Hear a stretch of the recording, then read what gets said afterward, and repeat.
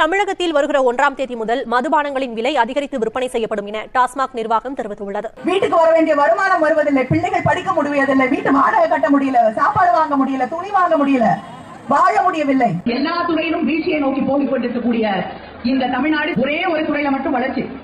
அது எது? டாஸ்மாக். இன்று தமிழ்நாட்டுடைய வருமானம் 36,000 கோடி. இந்தியாவிலேயே அதிகமாக இளம் விதவைகள் இருக்கக்கூடிய மாநிலமாக தமிழ்நாடு மாறிக்கொண்டிருக்கிறது. இளம் விதவைகள் நிச்சயமாக உறுதியாக நான் சொல்றேன், நிச்சயமா அதை செய்வோம். திமுகவுடைய முதல் கையெழுத்து மதுவிலக்கிற்கான கையெழுத்தாகத்தான் தலைவருடைய முதல் கையெழுத்து. மதுக்கடைகள் 10 மணிக்கு அப்புறம் மது விற்பனை இல்லைன்னு சொல்றாங்க. ஆனாலும் அதற்கப்புறம் 11-12 மணிக்கு கூட விற்கப்படுகிறது. நிச்சயமாக திமுக தலைவர்கள் அவர்கள் குடும்பங்கள் நேரடியாக நடத்தக்கூடிய மது ஆலைகள் மூடப்படும். நல்ல நேரம்லாம் யாரும் பார்க்கலங்க.